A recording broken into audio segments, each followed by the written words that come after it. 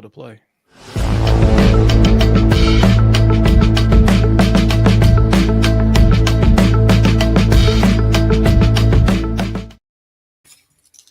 All right, y'all, we're back for another episode of the Trial and Error podcast. I'm Brian. Fearless here. And today what we're going to do is we're talking about kind of the state of things. So it's a little bit kind of a looser flow to the show, but we're going to be talking about what's going on in the world right now. But before we get too far into it, with the government shutdown, a lot of people are going to be lose a lot of the support that they've had. And I need to put something out there. Most of the people that get benefits in this country have jobs. They're working. Mm-hmm. Like the benefits in and of themselves are not sufficient enough for somebody just to live on without any other means of support. And the ones that have that level where they need that level means to support are either children, disabled people, or elderly people who can't otherwise work. And so we're kind of turning this thing on its ear. But we wanted to provide resources for people out here who are going to be affected by what's happening with this government shutdown. And we're going to get political here, so we're back into it. So Fearless has a list of local pantries and stuff. We have the Bellevue Food Pantry, of course. That's one that, I've been to and talked to the people that work there. They're always in need of help. You're going to be surprised at a lot of the military people that the government supposedly cares about are going to be a lot of the ones that are going to be needing this level of support. Yeah. But that's not the only game in town. And so, and it's not a competition. All these pantries work together. They're supporting each other. Yeah. So, all right, Fearless, go ahead. They do. So I was thinking, can we put these? Should we put these in our notes? What do you want to put these? Drop them in so copy and paste them into the comments because that's going to post across all over. Okay. So just say resources like food pantries and other resources, and then paste it into the comments. Yep. Okay, it's all in there. There's a bunch though. In there. So, but either way, there you guys go. Like I said, I just kind of wanted to make sure that that you guys had some resources. I was talking to my friend Jessica today, and she told me, she said, man, somebody already hit her up asking for assistance, and she's like, yeah, not a problem. And she's like, what do you need? Like, $200-300. And apparently this family gets about $900 and some. She's like, dude, yeah, I don't have that. So, which is, understandable too. But I also think though that this is the time, I don't want to say unfortunately, but I think that this is the time that we have to show our government that, dude, like, we'll work together. Like, you know what I'm saying? It's like we elected these individuals to do nothing. And they haven't been doing much for years. And the fact that we're seeing a lot of this stuff play out with this, and people are hating Donald Trump, hating this dude. But I don't. And the reason why I don't is because although I did not vote for him, I am an American, and unlike a lot of us as Americans, I take accountability for what we do. Okay? We voted for this guy, and we knew the stuff that he was going to do because he told us he was going to do it. And this is what this, as a life coach, as a philosopher, this also goes into that thing when a person tells you, when people tell you who they are, you should probably listen. Oh, yeah. And sometimes Good. Sometimes the worst thing that could ever happen to you is getting exactly what you asked for. Exactly what you asked for. And so people asked for this, and people were saying, hey, you know, this is what he said he's going to do. Are you sure you want that? And they're like, it's fear tactics and it's just talk. This ain't talk, y'all. And Yep. so a lot of times when you're choosing to put somebody into a leadership role or a leadership position, if they tell you explicitly what they're going to do, take them seriously, no matter how much of a joke you think they are. And the man explicitly told you what was going to happen. And I think what happens is a lot of times people dissociate from consequences. Like human beings have a hard time associating actions and consequences if there's a gap in time between the two things. And so a lot of people were like, it's just all talk. He's just and that it's not talk. And he's not talking. Like this is not. He ain't talking. We passed that. And when the first time you saw that bro didn't really understand how it's verified, but he's still talking about that likes a solution. That should be your sign. Here's the analogy I do like this. All right. I think a lot of times especially when it comes to politics, we're so used to stagnation just because there's a lot of political jockeying back and forth and whatnot, people capitulating to their bases. One of the things we say, I just want somebody to do something. Now, here's the problem with that. If I give a chimpanzee a chainsaw and then let him under the hood of my car, he's going to do something. Yeah. What will happen?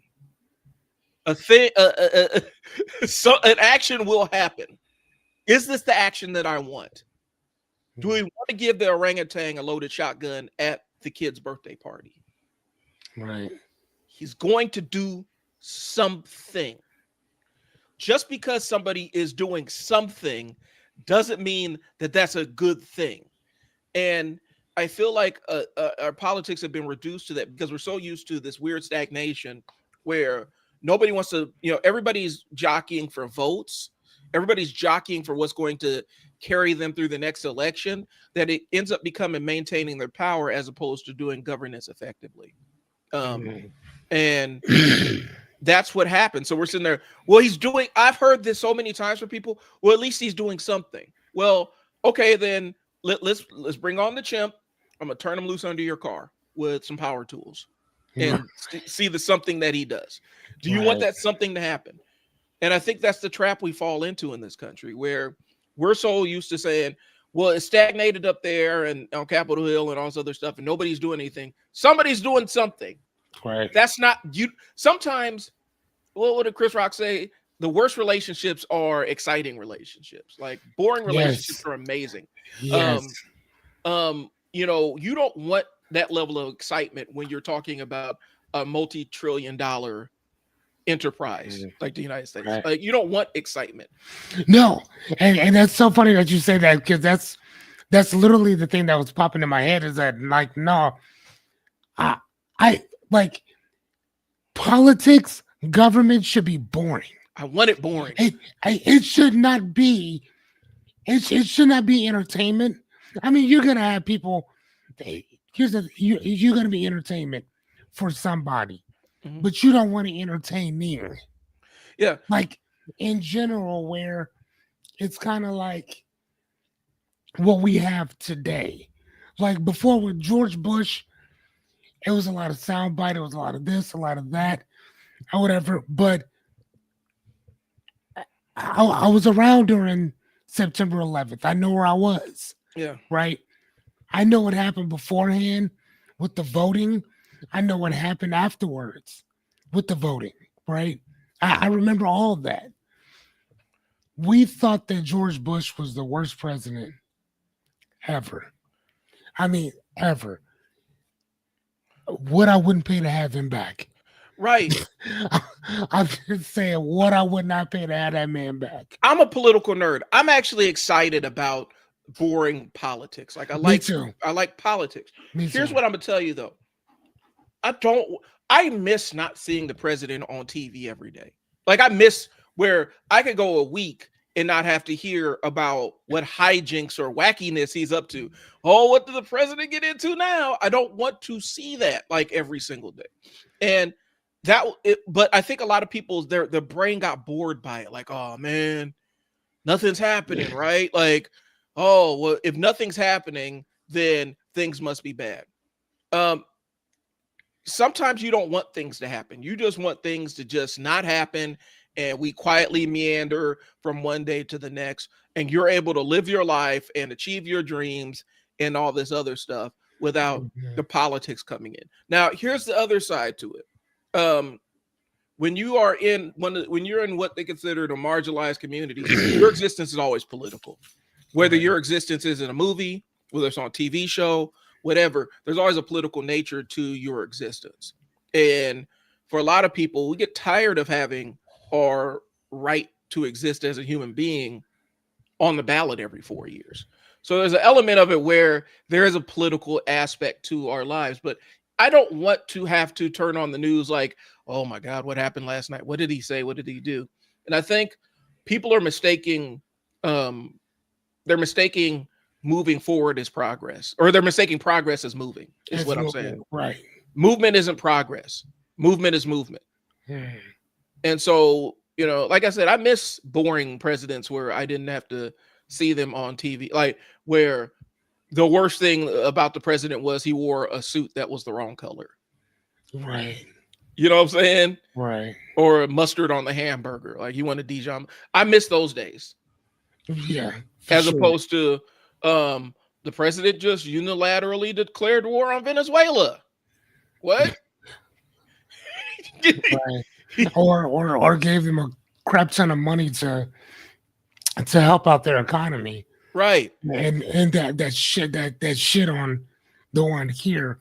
And then you have a bunch of individuals that are that feel away about the farmers because you had a lot of the farmers during the voting election saying, hey, we're gonna vote for him, and he's one of us, he knows what things are gonna go. And I think Dave Chappelle probably said it best. He's not going to Washington for you. Like he don't give a fuck about y'all. He's going for Dave. If you got double M's, that's what he's going for. He don't give a fuck about the rest of y'all. And I was just reading that his family over who was it, Trump Jr. had a business that I think he had for $4 million. Yeah. That same company, that same exact company now is worth $4 billion. Yeah. It just got a huge, one of the biggest contracts. One of the biggest contracts. And the article was talking about how this is extremely inappropriate. This is one of the largest conflicts of interest. Let me explain something to y'all. Well, let me tell y'all something. That is also the reason why they're hoping to basically abolish and destroy the Constitution and the 22nd Amendment, because if they're able to do this and Trump is elected again, which technically it's not supposed to happen, but the shit that I'm seeing now, whatever. I got something for you on that one. Continue. Okay, but this is how I see this. A lot of the people who are doing what's going on right now, if I were running, if I would become president, I would throw their asses in jail. Period. You will go to jail. Off top. Like, I'm not even playing with you. I will put your asses in jail. President or not, you got to go to jail. Well, what we're seeing is I don't know if it's Secretary of Agriculture. It's one of those appointed positions. Correct. That has ties to Argentina, like has business interests literally in Argentina. And even in a halfway functioning democracy, there was a time where that would have caused some level of consternation where people have said, okay, this is completely holistically inappropriate. This person needs to be removed from that post. Those days don't exist now. And so it's really interesting. There's a guy I follow, Farming Wild Beige. If you ever get a chance, watch him. He's a black farmer. And a lot of his stuff is just talking about the economics and business of running a farm. And basically pushing it back against the concept that small farms are the way to go. Because, you know, like he's talking about how economically unviable and unstable small farms are. But then he goes into the politics of it too, where he's talking about, and the most recent video I saw, he was talking about a lot of the beef farmers. He's like, you see them on TV, and they're mad because of the tariffs and whatnot. He's like, I understand it. He's like, let me explain something to you. And he pointed out one creator in particular where the guy was on there talking about, I'm gonna end up losing the farm because of the tariffs. And he's like, that man ain't losing the farm. He's like, poor people don't start farms. He's like, he ran it down. He ran the politics down. Or ran the economics down. He's like, poor people do not start farms. He said, what he's saying is really what he'll have to do is liquidate some assets to make himself whole again. He's not losing anything. He could sell off parts of his farm and be out completely debt free within 5 minutes. It's like, it's not that big of a deal. He's like, here's the difference. He's like, he held up his wallet. He's like, I have $40 right here. He's like, but this thing over here costs $250,000. This building over here costs $150,000. I'm inheriting this much land here, and I have 100 acres over here. He's like, I am broke, but that's because my money's in my business. Right. He's like, and he basically, his brother, he's like, I grew up in Southwest DC. He's like, my best friend is this, my best friend is that. And he started listing off these high paying jobs. He's like, I'm never going to see poverty. He's like, but I need people to stop pretending like they're going to be poor because of what's happening right now. He's like, the real poor people are the ones that are being affected most by this. He's like, a lot of the people that are on here wailing about it the most, especially when it comes from the aspect of the large farms. He's like, they're going to be all right. And that's one interesting thing. And then the other interesting thing is the social media guy, the social media, it was a trend for a second where black farmers were popping in and saying, hey, guess what? So they're cutting off all the farm welfare. I didn't get it anyway. We're going to be all right.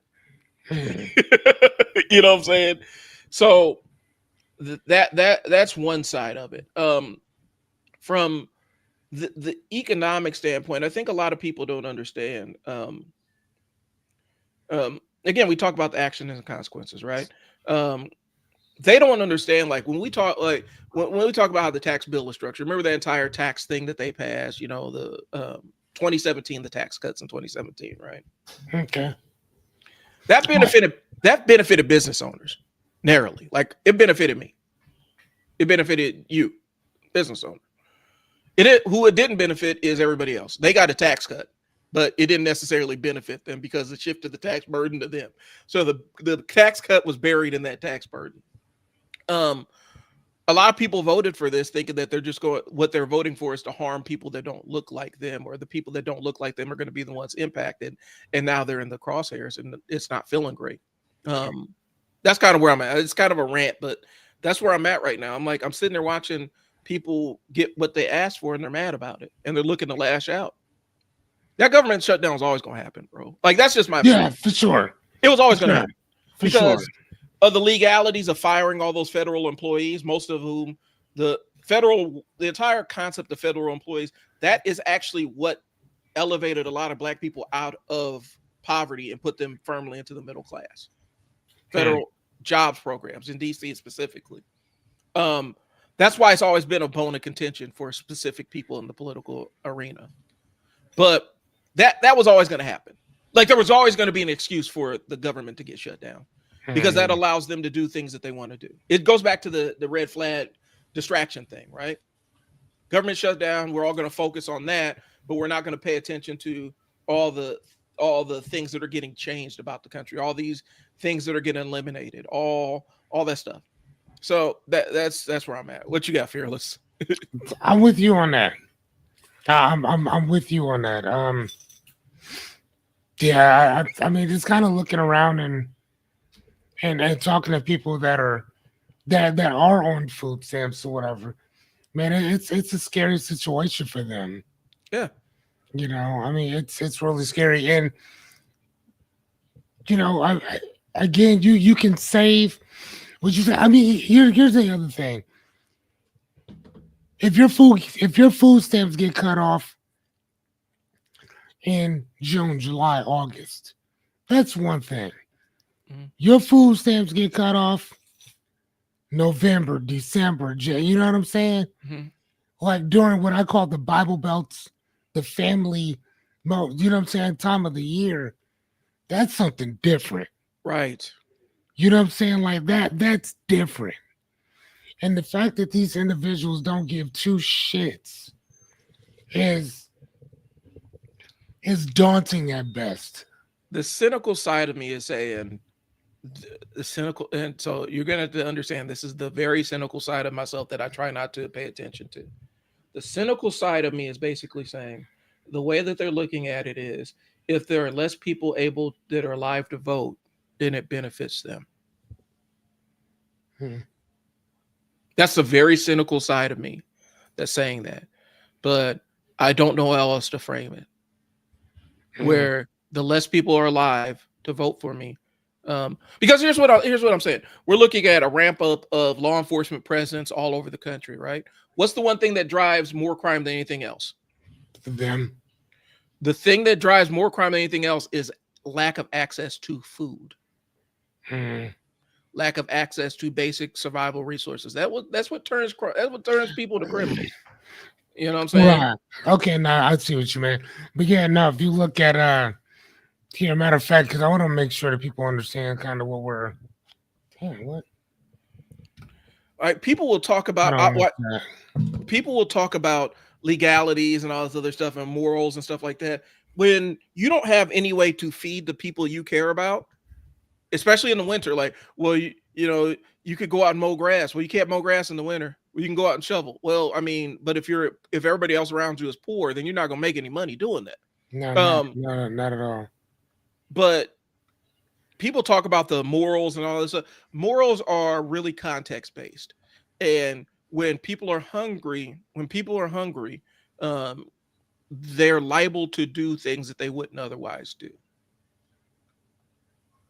And it always goes back to that. I think people don't quite grasp the severity of that. And what happens is you're having a lot of people that have never experienced this level of poverty. Like they ain't experienced what they're about to experience.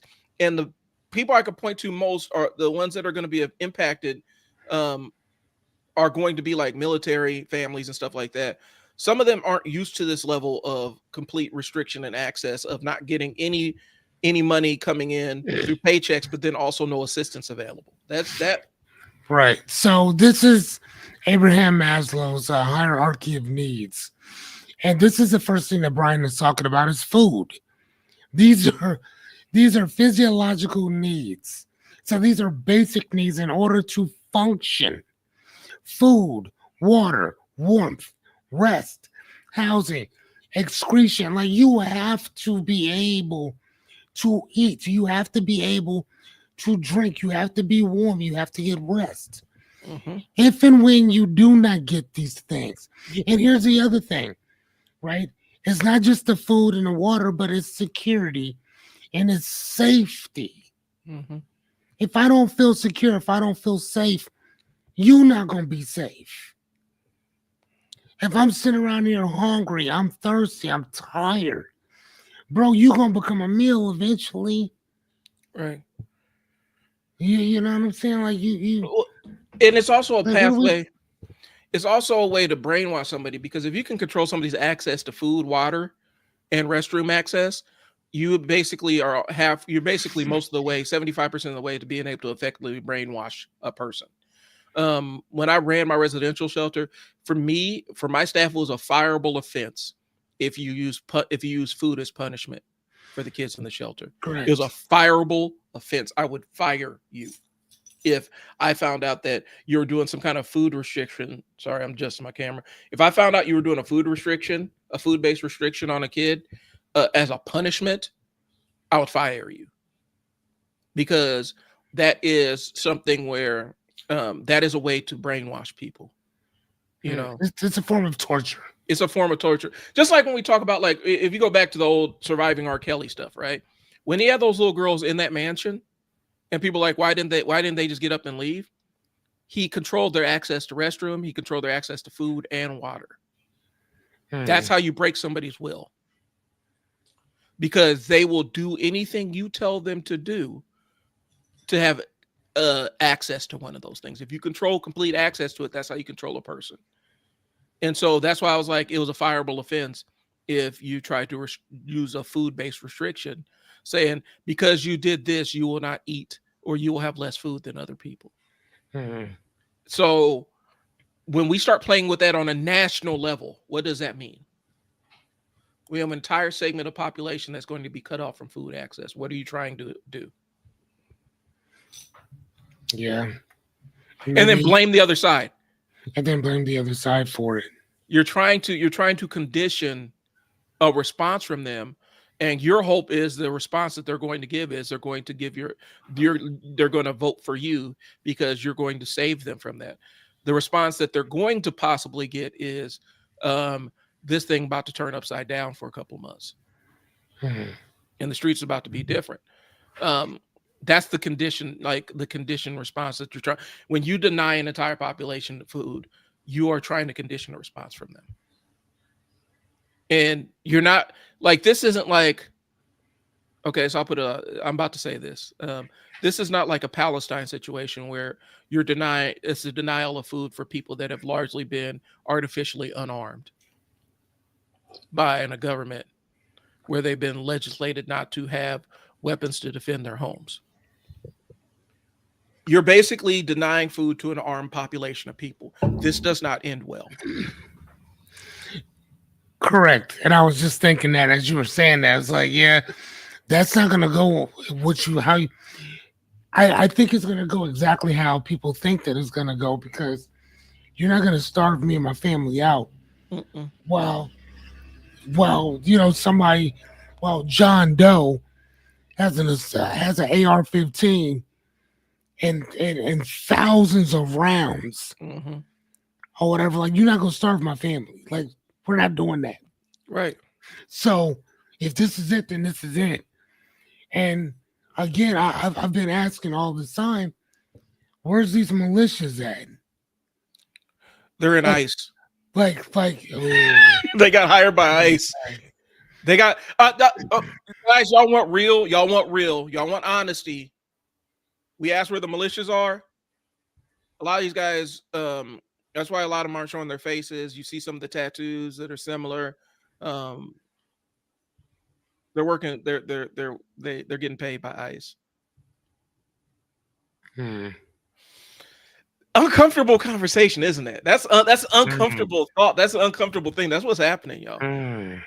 And y'all can try to phrase it any other way, but a lot of these guys up in Idaho and the Proud Boys and some of these other ones, their activity numbers are at an all-time low because they're out collecting government paychecks as ICE contractors. So the same enemy that they said that they were going to fight against is the same ones they're working with. Because it's all about the political middleman. It's all about, some people will absolutely submit to tyranny as long as they get to be the middle manager. Gotcha. That makes sense. It's contextual. Like, now we're getting into something a little bit deeper, but this is what the podcast is. Some people will submit to any kind of tyranny as long as they get to be like, they get to manage who gets it. So they will absolutely put themselves in the role of that middle manager as long as they can enforce tyranny on people. They don't care if they live under it or not, because as long as they toe the line, they know that they're going to be okay. The problem is they don't know what kind of transgression can put them in the crosshairs, and they never know until it's too late. Right. So, all right. That's deep. I turned on my conspiracy brain for a second, Fearless, but I mean, you just look at the numbers. Look at what the activity is, even on social media. These militia groups aren't active anymore. You don't even really see them out there. Where would they go? If they can't guarantee a paycheck on social media, where are they gonna go? Well, who's hiring? Who has what's the government agency that has more money than anybody else? Yeah. Really? So that's what you said. That's why they hide their faces, huh? Mm-hmm. Because I've even seen it. They've shown an ICE guy. They showed the tattoos, and he had some militia tattoos on his arm. And he pulled his sleeve down real good, like, "Oh no, you can't see that." You know. Wow. So, like I said, I think what's happening is, and this is what it is. And this is my take. Some very uncomfortable things are happening behind the curtain that just got pulled back. And some people are refusing to look at the curtain. So even though the curtain's drawn back completely, they're still refusing to look at what was behind the curtain. They're refusing. Like, why is the government shut down? Well, okay. They're going to bring in another. I think it was either a congressperson or senator that was due to get sworn in. That person would have been the deciding vote on whether to release the Epstein stuff. Man, people still on that shit. Listen, that person would have been the deciding vote to actually release it to the public. But she can't get sworn in because the government shut down. Mike Johnson, now he's sworn in people on his side, but he won't swear her in until the government's reopened. But she had already said that's one of the first things she's going to do is cast her. She's going to be the deciding vote for the Epstein release of the Epstein files. Man, again, I don't know who the lady is, but that, man, please. Yeah, I'll tell you like this. By the time that those things are that what is it, that the Epstein files are declassified or whatever, dude, no one's gonna care. But that's what they're hoping for. Say, yeah, we're there. And no that's one cares. We know that homeboy's name is on it, because if it wasn't, that shit would have been out a long time ago. Yeah. Well, and then here's the other side. It ain't just him. I'm sure there's a bunch of other people on there too. Don't want their names out there like that. I'm about to hint at somebody, and then I'm gonna drop their name in the private chat between me and you. Okay, so that I'm not putting us in it.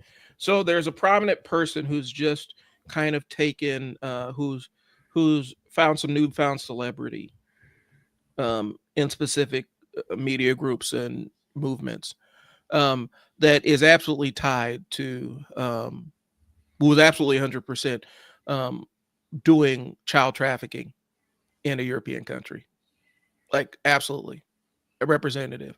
And they have pretty close ties to all the people in power. I'm gonna send you the name. Yeah, please do. And people aren't asking because they don't know because she kind of came from that same place.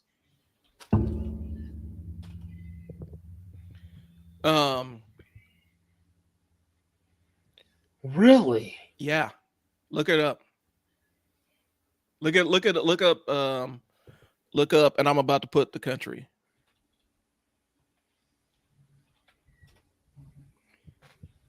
Oh, wow. Yeah. So again, what's happening is people are being forced to have some very uncomfortable conversations, very uncomfortable looks. And I think the function of this government, if I got to be 100%, they're trying to prevent that thing from coming out. But because that's the thing that's firing up his base, like against him. That's the one thing that people are turning against him on, is that Epstein thing. I'll be honest with you. But then the other side is it allows him to unilaterally fire as many people as he wants to. This was always going to happen. Like there was no way around this. We were always going to be in a government shutdown. There is not a thing that the Dems could have done to prevent this. Because even if they would have done what they did, they would have found some other way to say, well, we need you to agree with this or we're shutting the government down. Yeah, they're gonna shut it down regardless. It was a function. It keeps the jobs reports from coming out on time. It keeps a lot of economic reports in the time when we're in that season, because this is kind of budget season for a lot of people, especially in the nonprofit sector. This is budget season right now. A lot of that numerical data that shows that the economy ain't doing so great doesn't come out when the government shut down. There's a nothing but benefit in shutting the government down for specific people. None. There's nothing but benefit. The problem is there's no humanity to it, because they don't care about who they'll hurt. And even listen to how they talk, bro. This pisses me off. And I'll be honest, it pisses me off watching it, because the way that they talk about the people being hurt, they almost talk about it like it's a hostage situation. We're going to keep hurting those people that you care about until you give us what we want. Mm-hmm. So again, and this is my question. We as Americans, we celebrate the 4th of July. Mm-hmm. We celebrate the fact that we so-called got away from somebody else's tyranny, mm-hmm. to enact the same type of rhetoric to our fellow Americans. Which is so crazy, because people say they tell Black people that you guys shouldn't be celebrating Juneteenth. Just let it go. So I say, okay, cool. Let's not celebrate 4th of July. Just let it go, Mm-hmm. right? Because the only difference is, to me, is that we can all celebrate Juneteenth, all of us. Right. Black, white, everybody, because we look at it as it's American, like all of us, right? I mean, once I got a little bit more than the other, but I mean, dude, y'all still came off on top. Right. So who cares? But with the 4th of July, like, Black people weren't free during the 4th of July.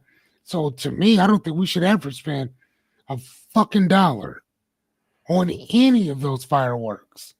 You want to celebrate it, then celebrate it. Yeah. But to me, I don't think we should. But we do. Right. Because we are Americans. And Americans do dumb shit. But my point is because of this Constitution, and it states in the Constitution that if your Constitution no longer works for you, it is your obligation, and it is your duty to stand up and replace it. Mm-hmm. Like, that's what the 4th of July is for.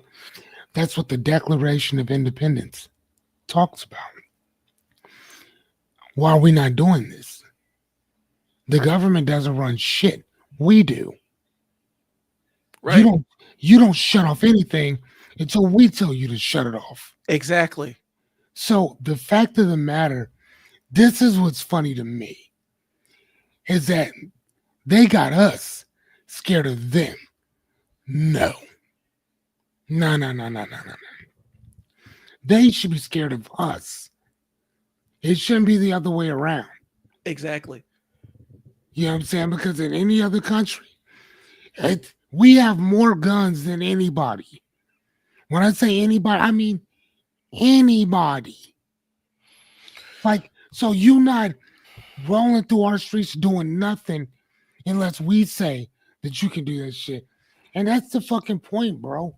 Is that they got us so twisted and scared and fighting amongst each other. Listen, I want to tell y'all this. White people and everybody else, I fuck with y'all. Whether you fuck with me or not, that's on you. But you haven't actually done anything directly to me or mine. What's happened before. Let the shit go. I can let it go. But y'all don't want to let that shit go. That's on y'all. I mean, you can tell that by the rhetoric of the shit that you keep talking about. Y'all let this straw man get in there and he gonna fuck up the whole country because y'all thinking that it's somebody else because nobody wants to take any accountability for anything. You know what I'm saying? And you keep thinking that we're better than everybody else. No, motherfucker, you're not. It comes down to sharing power. Talk to these people. When you talk to them in scratches, like a lot of people like, well, we're going to be minorities in, white people are going to be minorities in this country in whatever date. Okay. Globally, you already are. Yeah. Globally, you already are. And then I just learned this morning, not to cut you off, my guy. I just learned this morning that what are those individuals who are now paying China and like some Latin money? Oh, BRICS? No, it's not BRICS. It's something else. Oh, they're actually bypassing the American dollar. Yeah, that's because they're bypassing that shit because they're getting. Here's the thing. Eventually, America's not going to be number one anymore. That's BRICS. That's Brazil. These different countries: Brazil, Russia. I think it's India, Europe, and China. Yeah, where they formed a coalition to try to replace the dollar as the reserve currency of the world, and they're trying to make those inroads. And I saw they just did though. Clear Value Tax. Matter of fact, this is why YouTube is important. Clear Value Tax. He said this 2.5 years ago that's what was happening. That's why I know about it, because I follow him on YouTube. He's talking about the BRICS thing 2.5 years ago. And he's like, this is something you guys need to keep an eye on. And it's like, all it's going to take is some instability within the U.S. government that jeopardizes our markets. And this is what's going to happen. And so we're seeing things play out. I think what we're talking about is, and you talk about it, and okay, we're getting personal. We're going to talk about the president here. One of the things about him is, this is just my take. You're electing a guy that's, but basically he's been the chairman of the board of his own company ever since he inherited dad's money, right? And he's used to being able to tell people what to do and they do it. Okay. He views every American citizen as his employee or his subject. He thinks that you have to do what he tells you to do. I guarantee you, if you interact with him in a personal level, he will try to tell you exactly what he wants you to do and expect you to do it. Because that's just how he moves. That's what he's used to. And I don't know if he has the cognitive ability to understand that fundamentally being president is supposed to change that line of thinking. Or the desire. I don't think he even has the desire to do it. I think he thinks that he got elected boss of America, and that's what that means. And when I'm boss of America, I can do whatever I want to, and people just got to deal with it. I mean, show me where he's wrong. Right, and his party, show me where he's wrong. And his party is, they can't grab their ankles fast enough for him. Whenever he challenges, whenever he insults one of them, whenever he belittles one of them. Like, I'm sitting there watching, he's insulting, I'm watching some of our local politicians. He's insulting you to your face. Are you going to say anything? That's funny. Like I said, I'm glad I'm not. You going to say anything? I'm actually glad, like right now, I have my entire journalism background behind me. I could not be a report in the press corps. I could not be a reporter entrenched in that press corps covering the White House. Because that man ain't going to sit up there and talk crazy to me. Right. He ain't going to talk crazy to me without me saying something back. You're not my boss, bro. You're an elected official. I don't answer to you.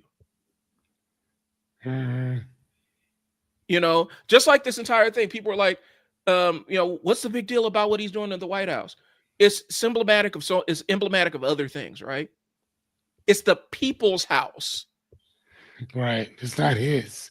You can't just do whatever you want to the people's house, supposedly, but he's doing it. And he came out and said, well, first, we're not going to touch the East Wing. That's the first thing he said. We'll do it without touching the East Wing. And then next thing you know, next day, the East Wing's getting demolished. And people are asking, well, you said you weren't going to do it. Well, he decided that he was going to do it anyway. That's not his accountability. When Obama put in a basketball court, when he turned one of the tennis courts to a basketball court, he paid his own money. There's even records of it where he wrote his own check to put lines down, stripes down, and install a hoop. I mean, right, but that's not destroying the structure Yeah. of anything. It's a hoop and some paint. And when they have the renovations, like, because people will point out, Obama had all these renovations at the White House. That money was approved during George W. Bush. That money is allocated by Congress and signed by George W. Bush to renovate all the HVAC systems and modernize all that stuff. And that's different. Like, this is my bigger point, Fearless. I think what we've lost is, and I'm getting to this, I've been working up to it. I think that we have lost the concept of bad versus objectively worse. Where we're down this moral relativism kind of rabbit hole, where all actions are equal and everybody that does something is doing something and it's all equal. There is bad and then there's objectively worse. We're in objectively worse right now. Just because I do a thing, if you do something worse, you did something worse. Yeah. I still did the thing and I have accountability for the thing I did, but you shouldn't be able to point at me like, well, you did something too. We both did something. Right. But I did something that was on a smaller scale that harmed lesser people. It should be looked at differently than you doing maximum harm with every chance you get. You know what I'm saying? Like, we've lost that nuance in our conversation. And it's a direct result of that whataboutism thing. What about you over here doing this? You know, this guy burned down this guy arsonist, he burned down the entire neighborhood. Well, remember that time that you set your mom's carpet on fire and put it out? Well, yeah. Well, you set the house on fire technically too, but there's a burn mark in the carpet and we put it out. You burned down a whole block. Right. Right. Well, Aren't these the same thing? No, they're not. Yeah. Bad versus objectively worse is a thing. Bad versus objectively worse. Okay, I need to write that down. That's good. That's some good stuff. Guys, look in the comments. I want y'all to look in the comments. Locally, Fearless has posted all the different food pantries and whatnot and where they're located. There's lots more on here. There's lots more that we didn't get a chance to list. Google it. Find a chance to volunteer. Find a chance to donate. Or if you need the resources, go take the help. Because that's what it's there for. Yeah, that's what it's there for, man. This, again, you may not be getting your food stamp card re-upped within the next couple of days, but we do have there is still food. There's still food at these shelters. Another thing too, who is it? Open Door Mission. Mm-hmm. Y'all can go down there and eat. Francis House, are they still around? They still do their Francis House. You can go down there and eat. Again, these people they give free meals to anybody down there. So go down if you're hungry, get something to eat. Do not let your fucking pride take over. I think the Lighthouse Cafe is another one where for in Bellevue, where it's not like there's pantry stuff there, but then also if you're looking at bread, if you're looking for inexpensive food, they have meals where you could pay $6 and get a full meal.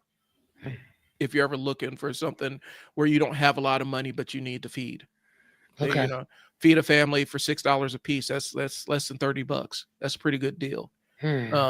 And they're set up as a nonprofit, so everything you do helps. But there's plenty of resources out there for you to take advantage of. Don't feel like your ego has to jump in the way of that. You got to do what you got to do. You got to do what you got to do. Yeah. So please don't let your please don't let your ego get in the way of your tummy, man. Get something to eat, man. Don't play around.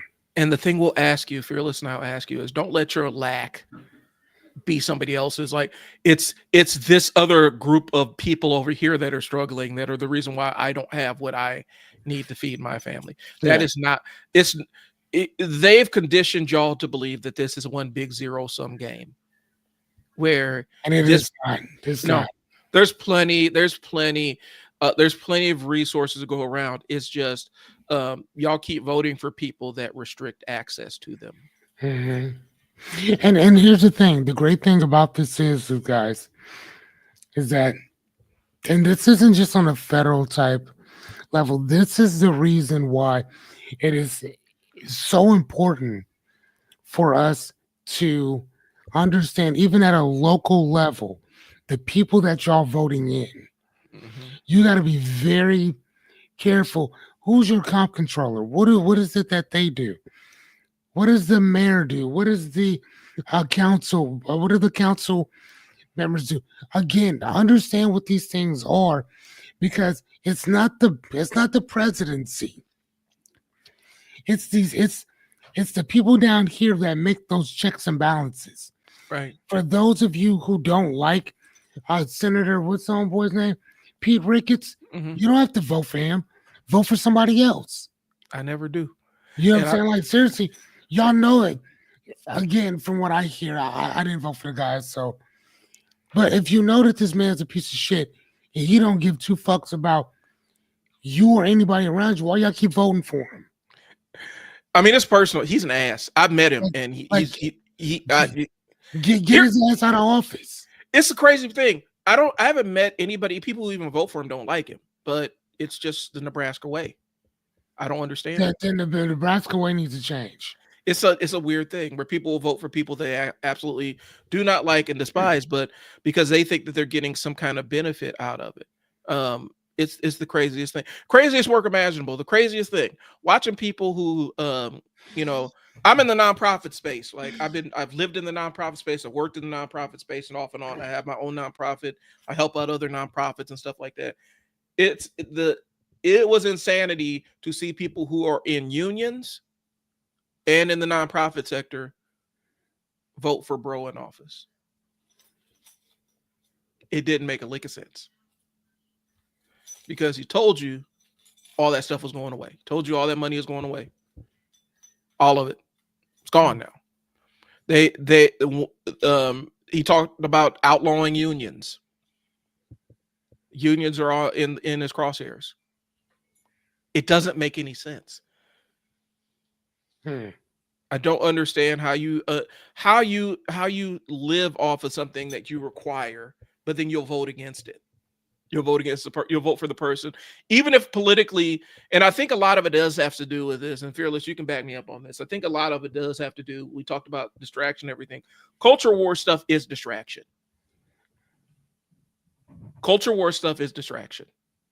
I'll say it. It's distraction. Legislating. What do you mean by culture wars? I don't like this specific, like, I don't like the fact that, somebody comes on, I don't like the fact that trans people exist, and that becomes their entire voting personality. Gotcha. To the detriment of everything else. I don't like that this group is getting this thing that I think that they're getting. I've been told, I had a person tell me that black people go to college for free. Oh, yeah. Earnestly believe that informed their parents' voting habits. They thought that the Democrats were giving black people free college. I said, where'd you get that from? Well, what about the United Negro College Fund? That is a grant. That is a grant that gets awarded to a couple of people in this whole country. Like, that's not, they thought that was all of it, that went to all black people. And so they thought that I was lying when I said. So I do have a question. If they honestly believe that, what was the person who was talking to you about this? What was their highest level of education? They were in college with me. Like, they came from this small town. Got it. Okay. And they're in college with me asking, you go to school for free. I'm like, well, yeah, kind of. And they're like, see, black people go for school free. Like, listen, from the time I was a sophomore to the time I was a senior, I took a part-time job filling out scholarship applications Hmm.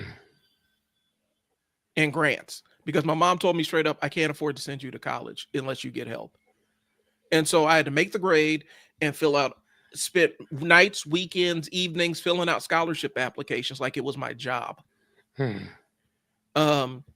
And I landed one.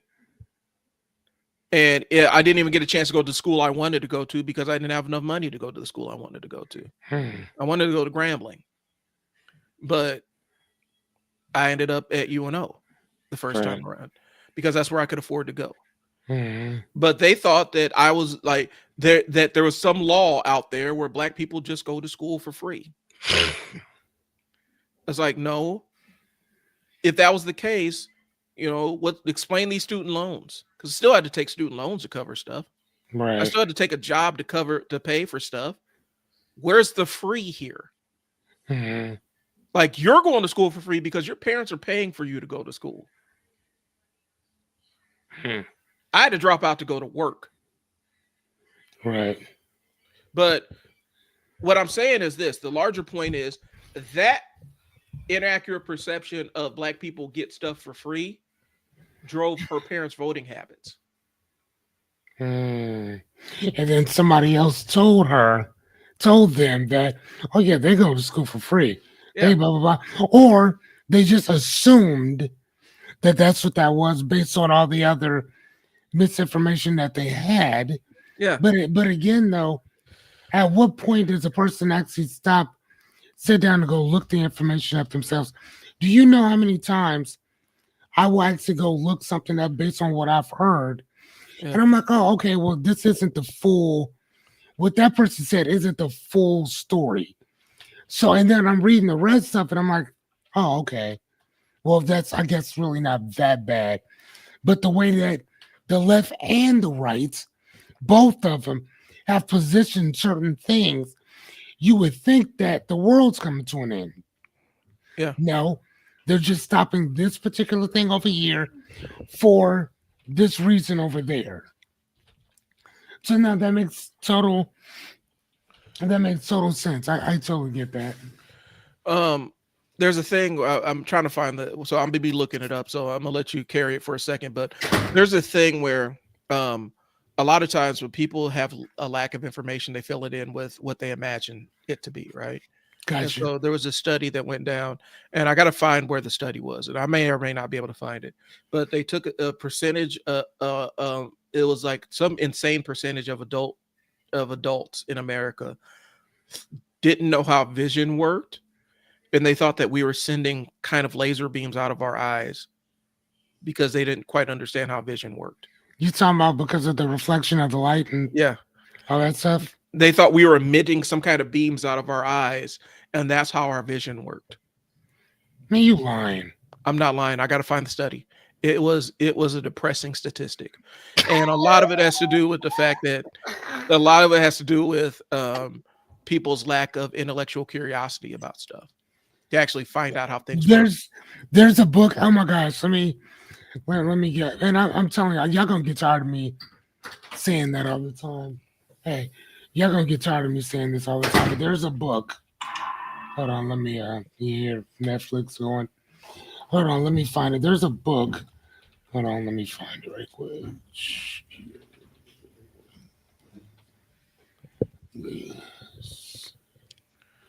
Okay, the book. Oh, there it is. There it is. This is literally one of my favorite books. Hold on, let me make sure to where you guys at. Okay. This is one of my favorite books. And I hope you guys get this. Can you see this? Let me look. Yeah, I can see it. Okay, so this book is called Curious. The desire to know, and again, they have it. So the desire, number one, to know and why your future depends on it. And they talk about all of these different these stages of curiosity, and it was basically two of them. There was and I got it right. There's a epistemic. Hold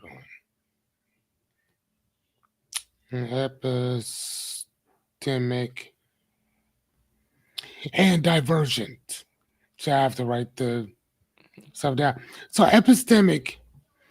So here I'll start with divergent. Divergent Mhm. is when you are today when we do the strolling and we're just going up and we watch something for like 30 seconds and then keep going. Mhm. 30 seconds, keep going. That's different diversion. Epistemic is when you watch the whole entire 2-3 hour interview and then you go above and beyond that because you want to know more. That's epistemic. So we have these types of curiosity and based on where you are and where your desire to know is and why you want to know is going to see is going to determine how far you go in your knowledge. Okay. As you can see in my house, bro, you've been here, you already know. But Mhm. for the viewers, man, I have a whole library, like my own personal library in my house. I have, I'm gonna have to, you know what, man? I'm gonna have to actually just go through and count my books, like seriously. But I have over on this. Let me stop. This wall behind me with the changing lights. That's all my what is those? Those are fictional books. Everything over there is what are those? I think like general type stuff like words and science type books. Behind me is business. Up above my head is philosophy and religion. Downstairs is kind of like a miscellaneous thing of just books, just kind of in general or whatever. So I'm an avid, like I am the definition of a bibliophile.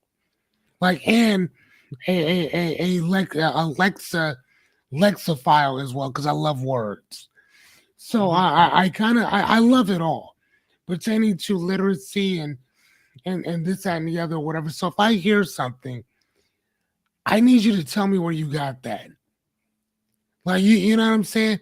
Like and that's the Right. one thing that I kind of stopped doing was like I was talking to a young lady last night and she was telling me that she said that there was a state that was going to start um, rescinding um, their federal dollars and start keeping it and and start giving it back to the people because they're like, you know, if Maine. you guys aren't going to take your, if you guys are not going to follow the Constitution and help our people, then we'll do it for you, type stuff. So she's telling me this, and I'm like, huh, I've never heard of that. Let me look that up. So I looked it up and I said, you know, is it possible that a country, not country, but a state could do this, whatever? And that it said no because and here's the thing: the reason why I said no is because the Constitution does the Constitution is a federal law, which there's no other law that's above federal. That's the Right. reason why if your state says that you guys can sell marijuana, sweet, cool. But federally, if feds come in, there ain't shit you can do about that. And the state will tell you if the feds come in, there's nothing we can do. Like you guys, unless they're violating your rights, which again, they don't give a fuck about that either. There's not much they can do about it. Yeah. So I looked that up and no, sure as shit, no, there is nothing they really can do about it. And if they did decide that, well, we're not going to send that money to them, basically, unless I think it's like 18 other states. I think it's 18 other states or somewhere up around there Mhm. have to sign off a petition for people to just stop sending money to the government. At that point, I what's gonna happen is you're gonna have like a whole martial law type thing going on. Like you're gonna have a whole problem because the one thing you're not gonna do is fuck with the government's money. Like Yeah. they'll put you in debt.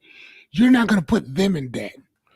So, and what you're talking about is the supremacy clause, the constitutional provision that makes it clear that federal law is the highest law in the land. It's the highest law in the land. And federal preemption, the doctrine that applies to the supremacy clause in practice, resulting in federal law displacing conflicting state law. There you go. So the likelihood of that happening, I mean, hey, I don't know. I'm a spectator at this point. I would love to see it, but that's my point. That's my point, though. When she said this, she was stating it like it's a fact. Mm-hmm. Cool. Let me go look that up. It doesn't work like that. Yeah, I'm not saying that they're not going to do it. Yeah. I'm just saying law-wise, because I'm like, man, that doesn't sound right. Whatever. I looked it up and go ahead. I think it sounds like, because here's what I'm thinking. It sounds like this is something that she probably knows won't work out like that, but she's hoping it goes to court. Because no, bro, no. She didn't know. The governor? Shit. No, I'm talking about the chick I was talking to. Okay, because I'm talking about the governor of Maine. Because that's who that's one of the ones talking about the withhold federal dollars. They cut off federal. Yes, I 100% understand. Mm-hmm. I 100% understand. Because technically, that money is supposed to go to us. Right. So the fact of the matter is that every time we're sending all this money to any other country outside of America, bro, no. We don't go to war with you, and then we're going to send you money to rebuild your country. If I go to war with you, regardless of what reason I had to go to war with you for, fuck you. Pick it up yourself. Well, what the insane piece is, we are living in times, because ideally, when you're talking about separation of governments or separation of powers, right? Congress holds the power of the purse. They're supposed to determine what gets funded, what gets not funded. And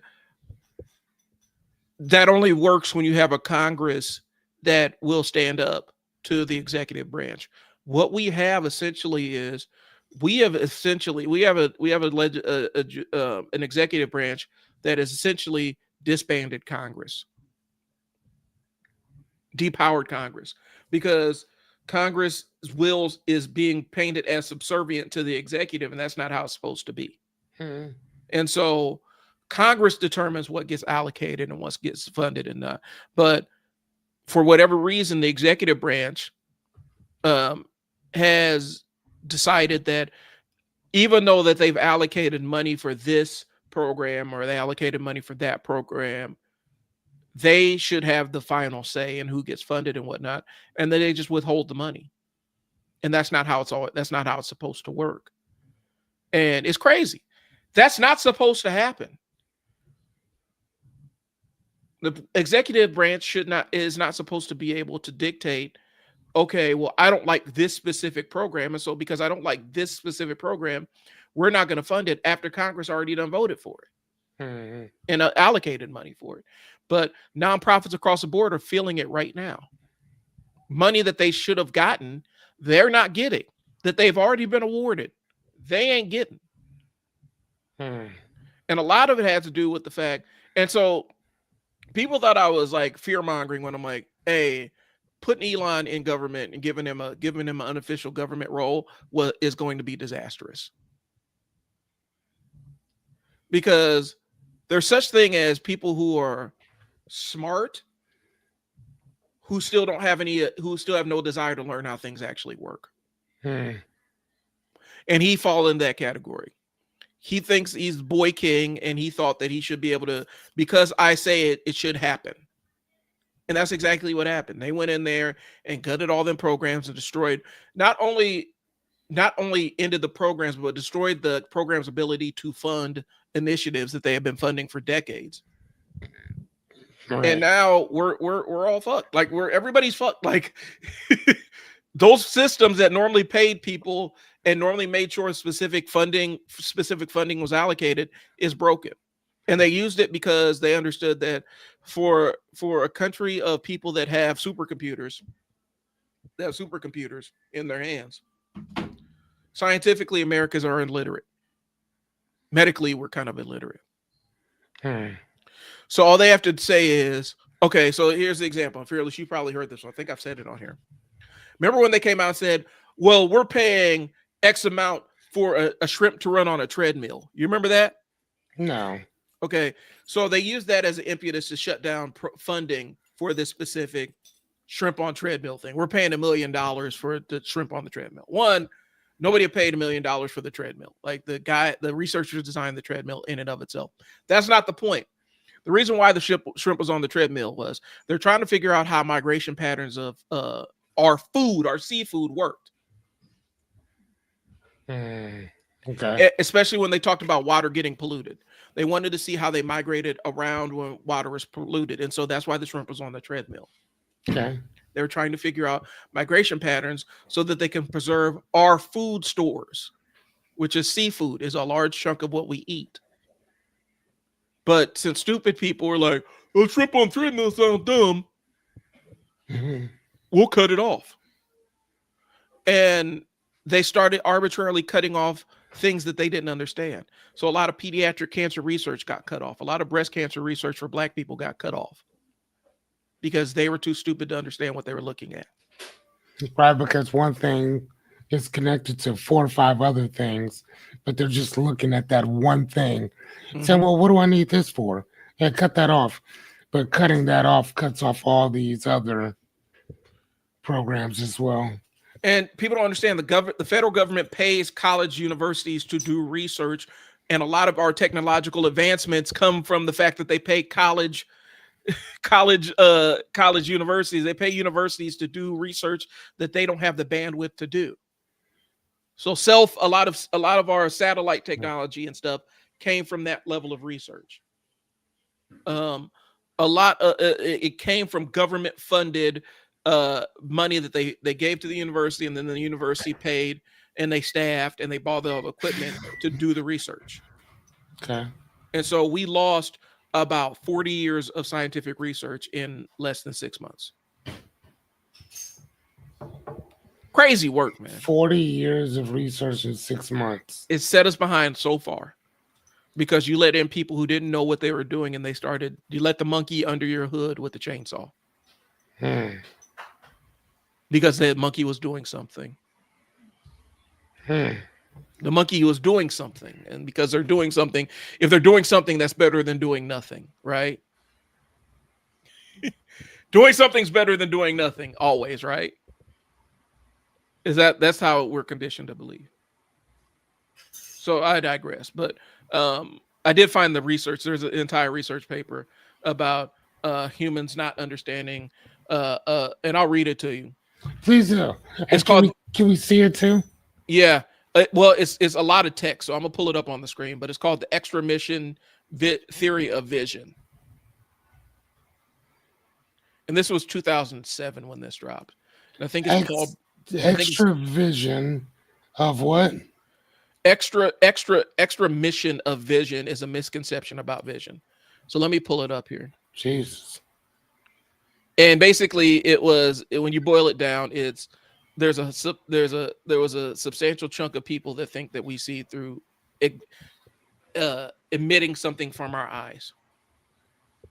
Psychologists were shocked by the results when they discovered that many adults think something leaves our eyes when we look at an object.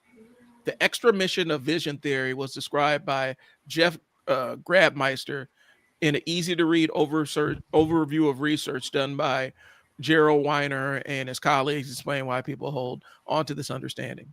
Okay, so most people think that seeing a video call. Most people think that seeing involves emissions from the eyes, but that's a false belief. When you do not sense when you see, you do not send something out of your eyes. Instead, You see an object, light photons move away from the object and into your eyes. Your mind is actively involved in processing and interpreting what you see, but the physical flow of matter or energy associated with information in one direction from an external event is in your I skipped a line there. This is small. All right. Your mind is actively involved with processing and interpreting what you see, but the physical flow of matter / energy associated with energy is one direction from an external event into your eyes. So an event is not affected when you observe it. So basically, they're saying a lot of people think that the way you see is you shoot something out of your eyes, and that's how vision works. Yeah, it's based on reflection, sunlight. It's based on all those things, and then as you're looking at something, your mind is creating what you're actually observing. Because again, that's the reason why bats can see things that people can't see. That's the reason why cats and dogs can see things people can't see. It's because they see things differently in general.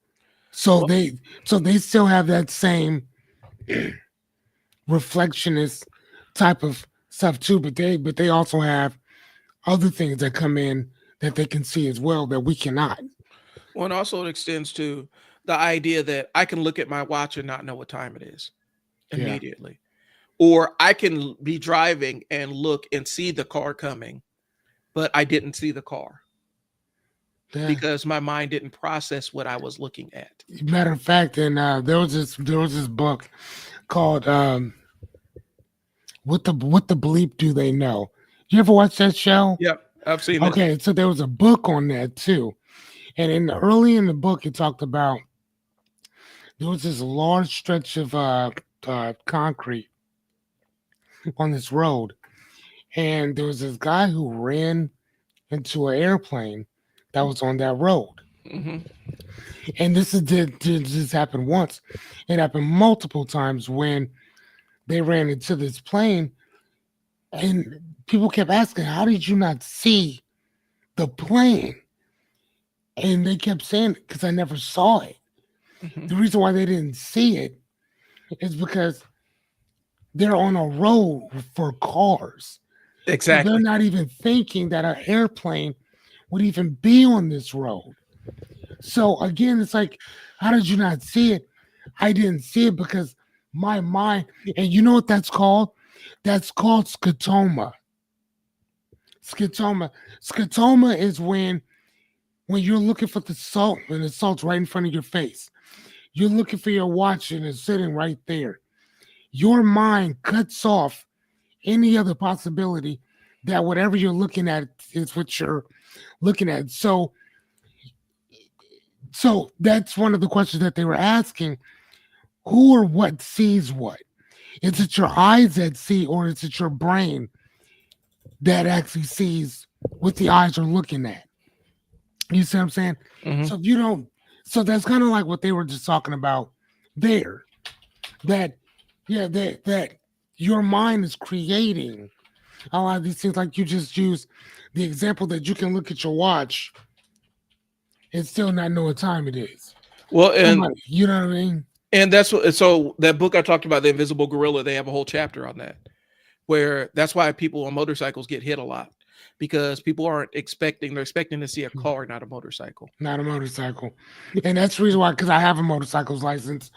That's the reason why when we're taught to ride our bikes, we're never taught to ride, because there's three parts. There's three sides of the road. There's one road, but there's three different parts in that road that you drive in. They always tell us to either be right in the middle or off to the side a little bit. And the reason why is because you want to be in the position of a person's rear view mirror.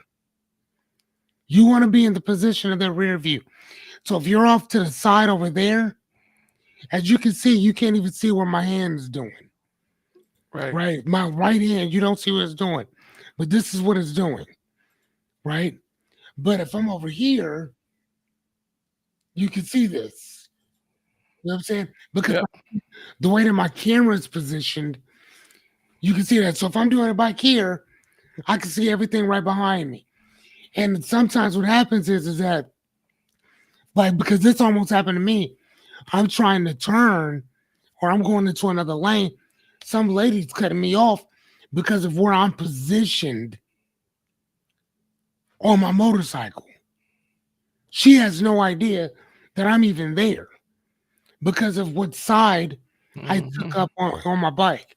So it's not like she can hear it because at that point my bike was pretty quiet actually.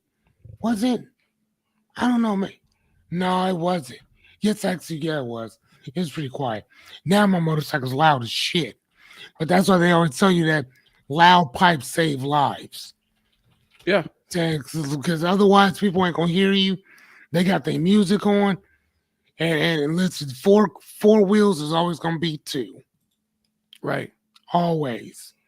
So like, yeah, no, I know what you're saying.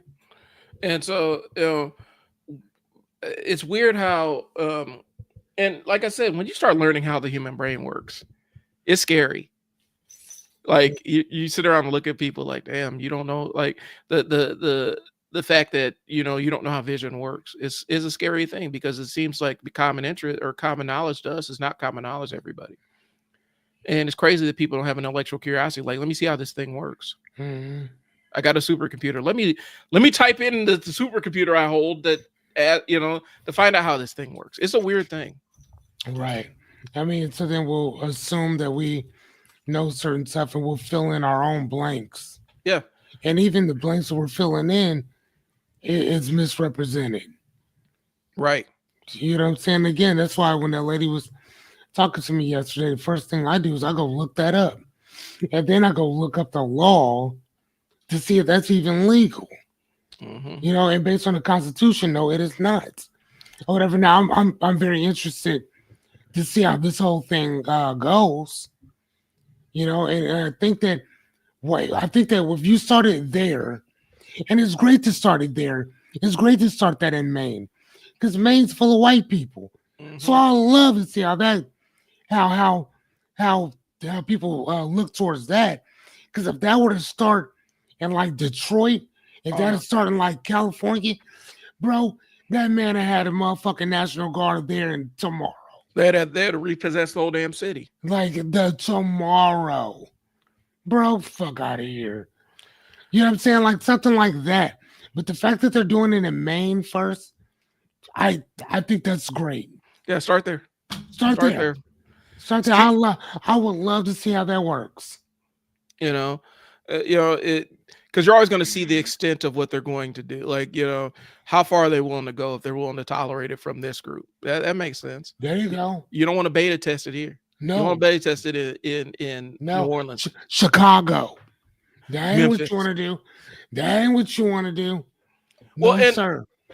No. And it does crack me up because, we live in this weird dog whistle time where we both know that when specific political people talk about Chicago or Detroit or Memphis, they basically mean cities where there are black people in them. Even though that none of those cities has a majority black population. Yeah. I don't even think Detroit has a majority black population. I think it's close, but I don't think it's majority. Not because shit, everybody's either dead or moved. Right. Well, and in Nebraska, it's funny because Omaha is basically the Detroit of Nebraska, which is hilarious to me. I can see that. When you talk to people, I can see that. Even in college, like, you're from Omaha? Yeah. Oh my goodness. Oh my goodness. What? Where do you think we come from, bro? Like, I lived in a house just like you did. Yeah. Except there are other people next door to me and not just like a field full of cows and stuff. But when you talk to people outside of Nebraska, outside of Omaha, or outside of, have you ever talked?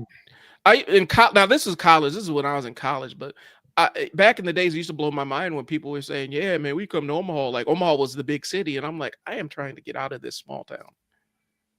You know what I'm saying? Okay. Oh, for them, Omaha was the big city. Yeah, for sure. And I'm like, ain't nothing here. So anyway, we've been in and out and around it. I think what we're talking about a lot, guys, is we are kind of seeing what we're seeing in real time. And this is just my little take on it. I think we're seeing what happens when what we've considered law for all this time ends up just becoming another social contract that's optional for specific people to opt in or opt out of. We're seeing that federal laws are basically social contracts. Not for me or you.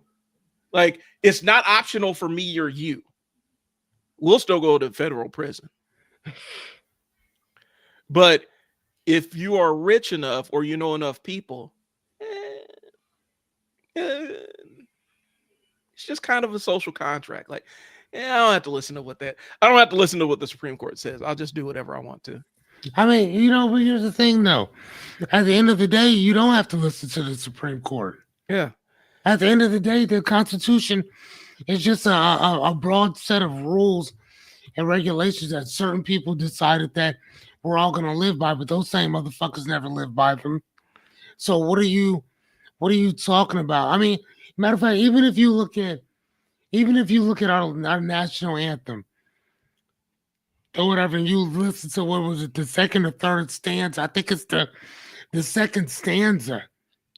Oh, the slavery that, or whatever. When homeboy is going in on the backs and the bloods of slaves and all kinds of stuff. It's like, you know, how about we sing "All You Need Is Love"? Yeah, I think everybody would sing that song. I mean, you know what I'm saying? Like, seriously. And instead of you standing for, I mean, again, you want to stand for the flag, sweet. But I think that you also have to understand, what are you stand when you stand for that flag? What are you standing for? Because I'd rather stand for the person next to me. You know what I mean? That's who I'd rather pledge my allegiance to. I don't want to pledge my allegiance to a fucking flag that even our president don't give a fuck about. Or at least he say he do. Yeah. But does he?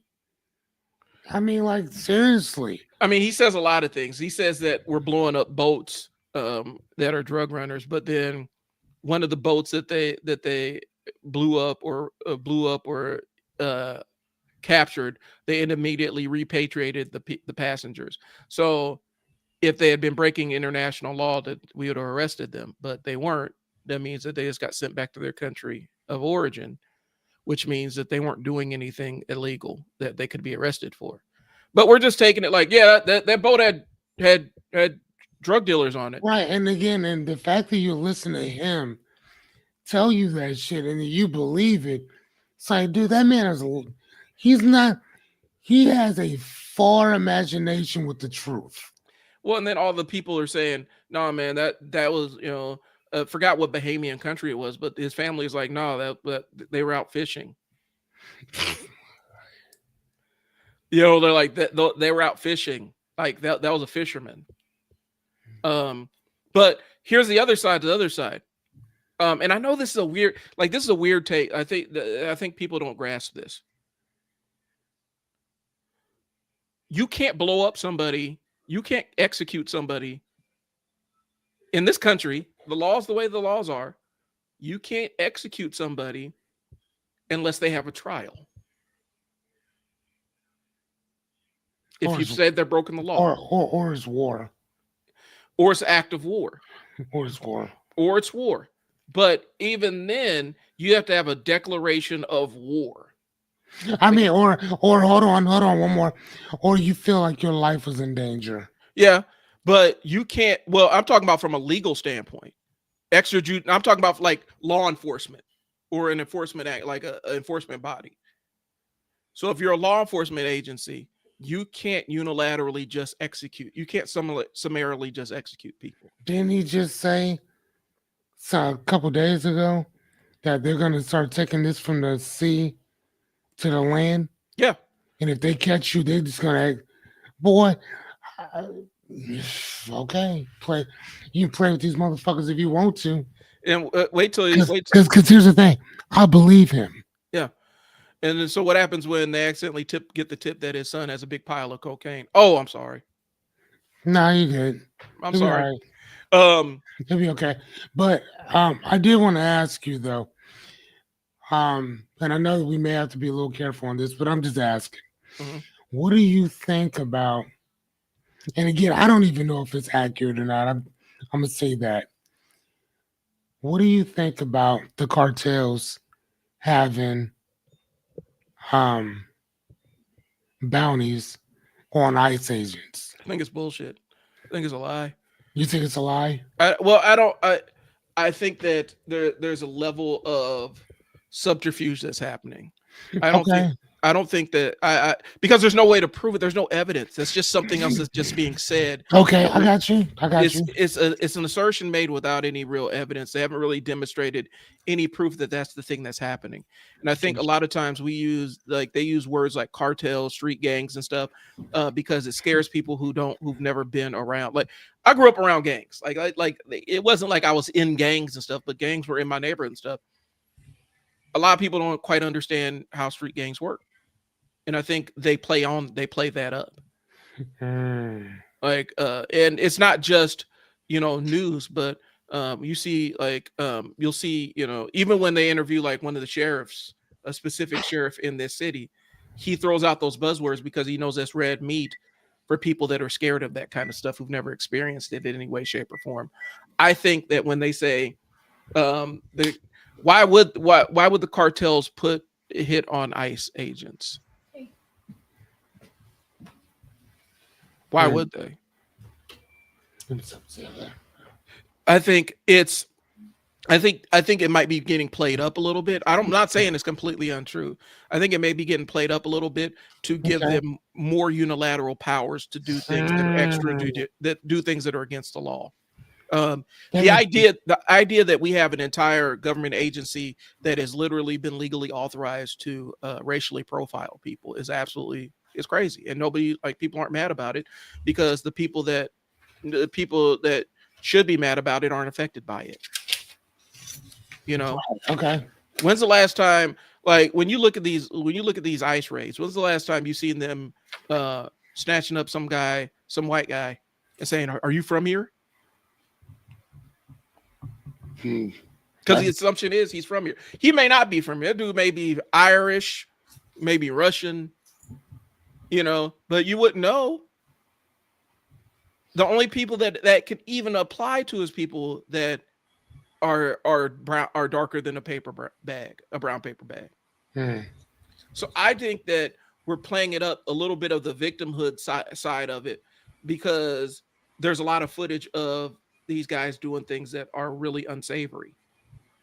And so now we're going to say, that's another distraction. Oh, well, we need even more. It's kind of like the qualified immunity thing that we talk about, right?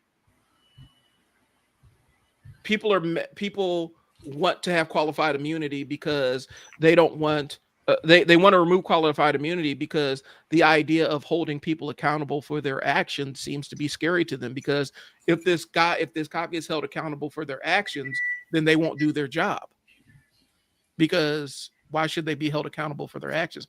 I feel like it's kind of in that vein. I don't trust it. But here's the thing though. The thing with qualified immunity is that qualified immunity added the police officers later. Yeah. They didn't. When qualified immunity came out, what was it? The late 60s. Mm-hmm. The late 60s, when qualified immunity came out, cops were added to that later on. Right. Or whatever. But they were added on later on because they were doing fuck shit. Well, NYPD doesn't even have, I think they banned qualified immunity in New York. They're trying to bring it back, but those cops in the NYPD doesn't have qualified immunity anymore, and they're getting lawsuits left and right. It is a federal thing. Yeah. That's not state. That's fed. But they're saying they've done something where in New York you can directly sue a police officer for things that they've done to you. Okay. And they're actually trying to remove that. They're trying to remove that because that was a recent thing in 2020, I think, where they said we're going to end this practice and citizens can directly sue police officers for harm they inflict on them while they're interacting with them. And you can look, I think we can look it up, but there's one of the candidates is actually campaigning on bringing that back.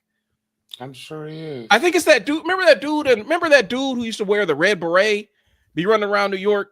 He had a little group of dudes who wore red berets, and they're like Crime Stoppers dudes. He's running for governor. He's running for mayor. You talking about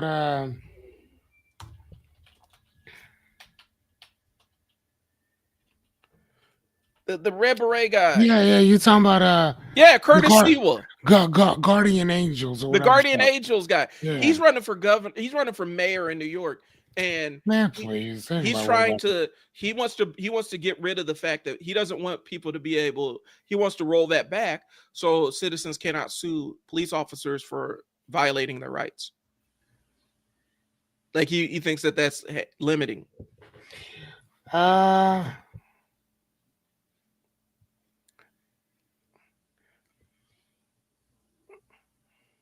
Yeah, but I don't believe you asked me about it. I don't necessarily believe that it's that cut and dry. I think if that is true, that there are nuances that are being left out. I don't think that, will the cartels, because they can say anything about the cartels. Remember a couple years ago where that group of Mormons is in a war with the cartels down in Mexico.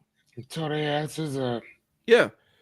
But they act like that Mormon, the Mormon enclave down there, they're acting like it was just like this harmless, neutral thing. And they've been actually actively at war with the cartels for that land for a long time. Oh, what are they? And so there's some other stuff that goes along with it that didn't necessarily come out. And I know that they're related to Mitt Romney somehow, but there's always the other side to it. And I believe that there's probably some nuances that they're intentionally leaving out when they say, oh, well, because if you look at see how some of these ICE agents are acting in some of these other places. We just had ICE right up the street from me. Them jokers are out of pocket, bro. Like you would never see, and I've dealt with cops that were wild and out of control. You would never see local police, some of these local police act the way that some of these ICE agents do in these streets, bro. They talking crazy to folks. Are they? And jamming people up. And so I think part of that it's part of a narrative that they're trying to get us to feel sorry or, yeah, please. Well, we can't. And I think it's part of the thing where people are saying, listen, man, if you want to be law enforcement, you have to identify yourself as law enforcement when asked.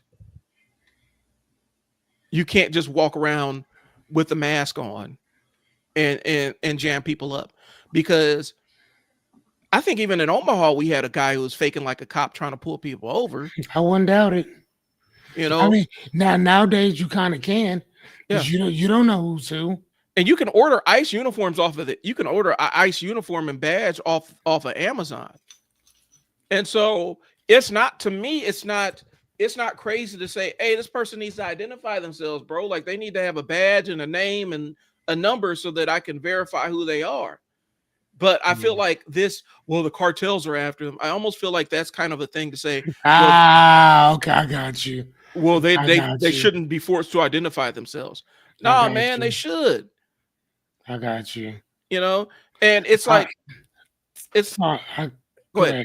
Well, it's like, okay, I'll throw this out here and then I'll kick it over to you. It's like, so you just randomly, if some random masked man just pulls up and says, and flashes a badge and says, hey, I need you to come with me, you're just gonna go with him and not ask for anything? You a fool.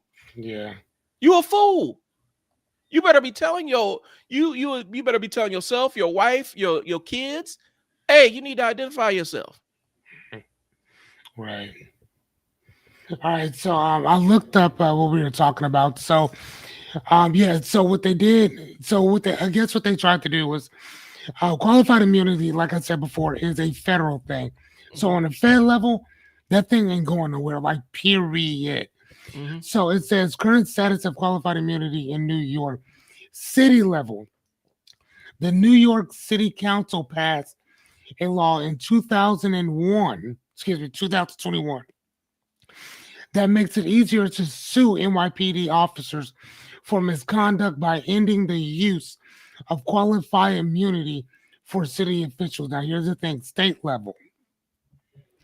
State level is state level legislation to eliminate qualified immunity is a defense Mhm. And in a state court in a state court case has been introduced but not yet passed into law.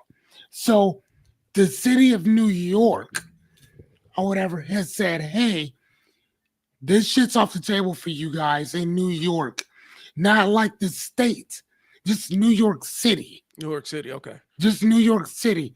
Because the state, that would be totally different, which they do have it on the docks for that, but it hasn't gone through yet, which it probably won't. I'm just saying. But New York City, on the other hand, yeah, now if they did it if they did it through the whole state, good luck on that. But again, what could happen is that the federal government can step in and still give them that qualify. They can still step in if it goes to federal. If they get federal charges, right? If they get federal charges, but because we have Trump in office, what he could do is he could say, "Well, go ahead and go down and make this a federal thing, and then they would be protected." Yeah, you see what I'm saying? Because remember, the Fed can take your state case and make it federal. They ain't got to keep it there. They can take it. Well, and the crazy part is because when you look at it, the Empire PD has operating budget that's bigger than some countries' military budget. Correct. And so, how much of this money, like since they've been getting these lawsuits for them jokers acting crazy, how much money does it take? It almost feels like, okay, so they're like, all right, well, just sue us, we'll just pay it. Like now we've crossed that threshold. Like just sue. It used to be, well, we just put your money where your mouth is, but they're like, all right, well, we got the money, so just sue us, we'll pay it. We'll just get another grant from the government. Mm-hmm. Okay, so yeah, for anybody listening, so what we're talking about qualifying immunity, and so the other one is the federal level, which is qualified immunity, is a federal legal document that still applies to state and local officials in federal court and state officials in state courts that have not been acted to end it. So what does that mean? That means that on a federal level, ain't nobody trying to end qualified immunity, period. So what does qualified immunity mean? It is a legal document that shields government officials, including law enforcement officers, from liability in civil lawsuits unless, and here's the thing, unless their conduct violates clearly established, say that again, clearly established statutory or constitutional rights. Whatever, right? So when George Floyd is sitting there screaming, "I can't breathe," what that basically means is a person has the right to be protected, period. Even though they may be a piece of shit, drug addict, whatever. You can't kill them. By killing that person willy-nilly, it's a direct strike against his constitutional rights, period, regardless of what color the man is. And you did it in front of a whole bunch of people while you were in uniform. So people can say all day long, well, no, you can breathe with somebody's knee on the back of your neck. Let's test it. Like, oh, get on down. Let's test it. Let's see that. Put your hands behind your back.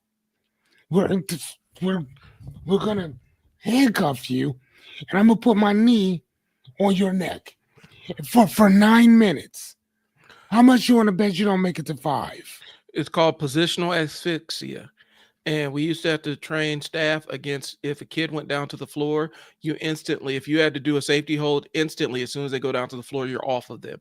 Because in a prone position, it is really, really easy to kill somebody in a prone position, even if you don't mean to, which I don't think that was the case. I don't think, because when you look at Derek Chauvin's history, the way that man looked at him while he was doing that to him. Fuck out of here. Well, when you look at his history, he had done that to multiple people. He had just done it a couple months ago.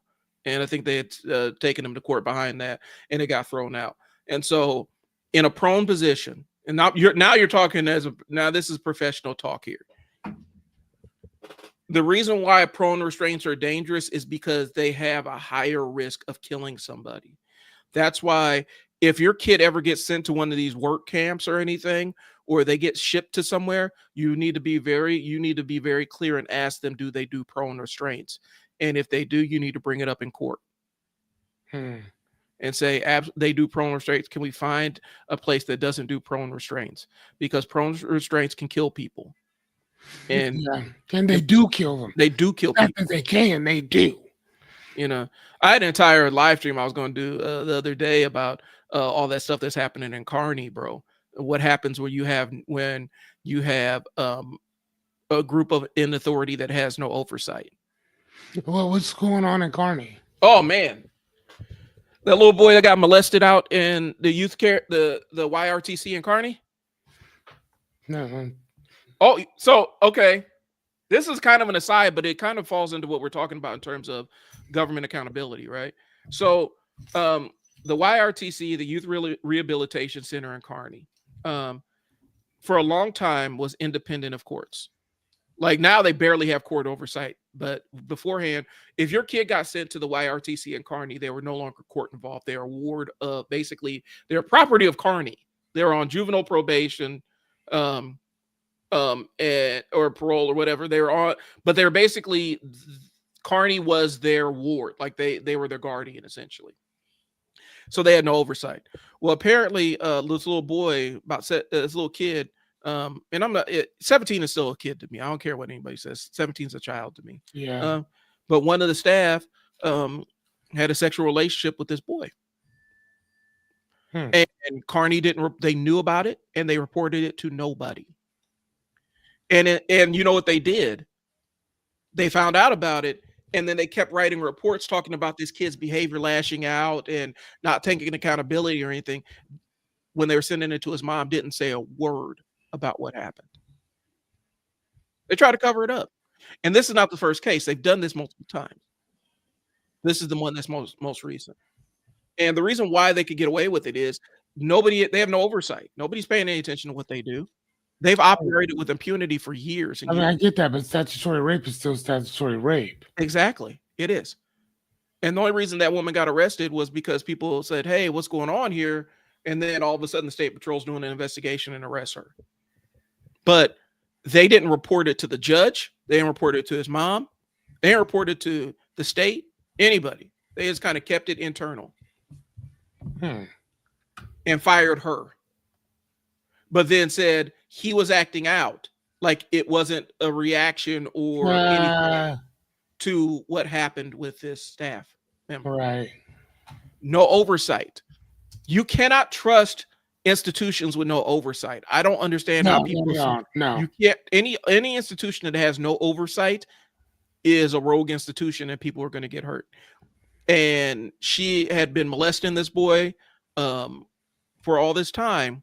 And they fired her. They released her.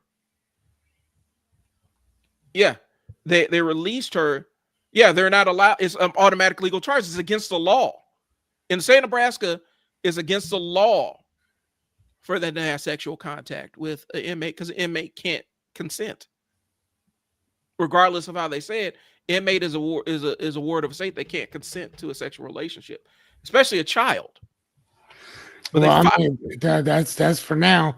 Okay. But from what they're trying to apparently do is give the age of consent. What is it, 14? Yeah.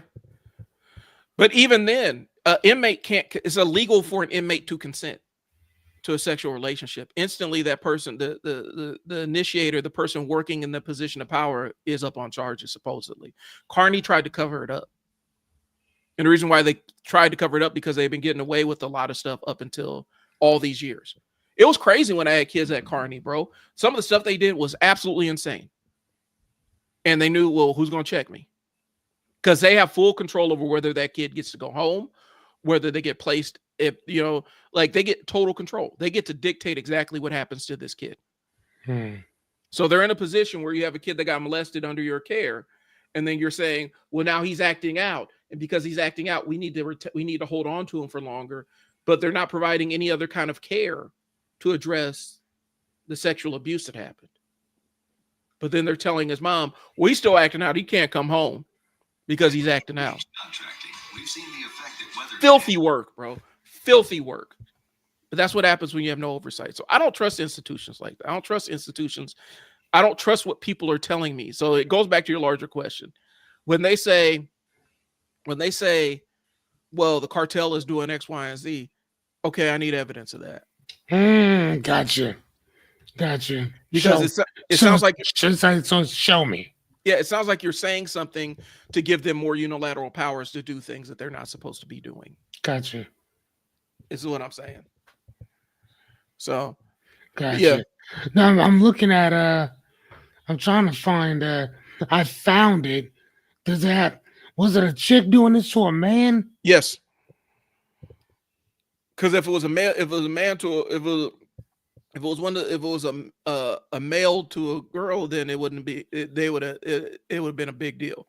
But even I don't think it would have been a big deal. Like they wouldn't have treated it like a big deal if it was an older woman on a little girl. Like these institutions, because they don't have any real oversight. The only time they ever get oversight is when they get in trouble. Like I remember Carney got in trouble. Was it early 2000s because of some of the stuff they were doing, where they had kids taking down other kids and putting them in prone restraints and stuff like that. And it culminated with one of the counselors up there almost getting beaten half to death by the kids because it was such an out of control situation. They almost shut it down again. They're setting the stage for that to happen. Like I said, be aware of any institution that requires complete and total control with no oversight. Oh, wow. And I can see why the mom was mad, because I would have been raising hell. I would absolutely been ready to burn that entire place down. I would have absolutely been ready. I would have actually that would have been what they call it, a crash. That would have been an absolute crash out if that happened to my kid. And then they tried to cover it up and then used the abuse that they endured as a reason why to keep them for longer and to punish them and make it look like they're screwing up in the courts when they report back to the courts and everything. Vile. And this motherfucker is being molested. Yeah. Vile. Absolutely vile. But people don't understand, like, when they just give blind subservience to these institutions. And institutions can be an institution like Carney, the youth rehabilitation something center in Carney. It could be ICE. It can be local or whatever. When you have no oversight, when you have an institution that's unaccountable to anybody, you're setting the stage for abuse. Oh, dude, motherfucker, that's have you ever read the book? Matter of fact, I'm gonna grab this book so you can see it. But there's a book that talks about that. Hold on one second. It's called The Lucifer Effect. I've heard of it. Man, this is one of the best. This to me is one of the best books on this stuff. It's called The Lucifer Effect. It is literally one of the best books you will ever read, just on. And it's just about what you just said, just there, man. Fucking people not having any accountability for certain shit. Can you see it? Yep. Yeah, this is the Philip Zimbardo. I've heard of him. Yep. Yeah. Like again, and the subtitles really hooked me. Understanding how good people turn evil. This is also the same guy who did the prison Stanford experiment. Yep. Man, that shit was so good. It was so good. And that's why I think I still love sociology. Still to this day. It's literally because of him. Mm-hmm. You know, um, So another book too is Obedience to Authority by Stanley Milgram. Um, he did the white coat experimentation. Another book, about enclosed cognition, where you put people in different outfit uniforms or outfits, and they embody specific traits based on what they're wearing. no, no, Okay. this one is like during the Nuremberg trials when people kept saying I was just doing my job. Oh, okay. Yep. Okay. He put them in white coats and had the one person shock the other person every time they I got remember the that. answer wrong. That's what they. Matter of fact, there's a whole Netflix movie about it. But like, and I think we talked about this too on our podcast as well. But it's just one of those things that's just really cool to know. And then there's another book that I read called Shoot Anything That Moves. And it's basically about what happens when you give 17 to 18-year-old kids automatic weapons and send them to another country. And there's no oversight, there's no accountability. And then you expect them to gain that type of accountability while they're there. So that's the reason why a lot of the Vietnamese people called as murderers, rapists. So I mean, they were doing things to them because again, there was no accountability. And the title of the book is "Shoot Anything That Moves," and the reason why it was called "Shoot Anything That Moves" is because before they went to uh, before they went to war, that's what one of their commanding officers told them. What do we do when we get there? Shoot anything that moves. And that's exactly what they did. Well, and so here's one for you to look up: South Korean adoption. Those kids are our age. So you heard about that one, right? Not at all. There's a lady. She's Korean, but she lives, I think, in Tennessee or something. So she has this really deep accent, and she talks about how essentially she was sold to her parents in the U.S. And so basically, it was South Korean adoption was a large scale program that began after the Korean War to send orphaned and socially undesirable children to Western countries. And so they would have these big, huge camps where women and girls were forced into prostitution. And the largest customer of these towns, like there were entire towns, were American GIs. Wow. And they would impregnate these women who were forced into this, and then essentially the South Korean government would essentially sell the babies to adoption agencies in the United States. Fuck. Yeah, and that's why there's a lot that you see that a lot where I ain't gonna lie to you, that does make a lot of sense though. that's why and I'm an adoptee. I'm gonna tell you this. I'm an adoptee. That makes a lot of sense. When we start talking about like we adopted this kid from Haiti or China or Africa, that instantly puts my antenna up. Not because the person that did it knows what happened, but a lot of times these kids are stolen and put into these orphanages because a Haitian can't adopt a Haitian kid. Really? A lot of these orphanages will not adopt a Haitian to an Haitian family. A lot of those agencies, adoption agencies, won't even let a black family adopt a Haitian kid. An American black family adopt. They wouldn't let it happen. And essentially, it comes down to these adoption agencies are basically human. Some of these adoption agencies in some of these countries are human trafficking. And they're essentially selling kids to people that think that they're doing, helping these kids out, where really what they're really doing is facilitating a kidnapping, but they don't know. Okay. And that's what happened with the South Korean adoption. A lot of these people didn't know that these kids actually had parents who they were literally ripped away from and sold. I mean, is that why they put them in prostitution? They did it because it was profitable. And so she was saying one of the things that was really insidious was, so the parents on the United States would get all the adoption papers and see a picture of the baby that they're supposed to be adopting. And if something happened, like they accidentally killed the baby or something in South Korea, they would just grab another kid and swap them in and then send them over. Okay, say that one more time. So the lady was talking about in the South Korean adoption thing, the way it worked out was so the adopting parents would get the paperwork, basically saying this is the kid's name and get a picture of it. So get a picture of the baby so that they could get acclimated to the baby or whatnot. Well, she said a lot of times, and this was her story, the baby that they showed in the picture didn't survive.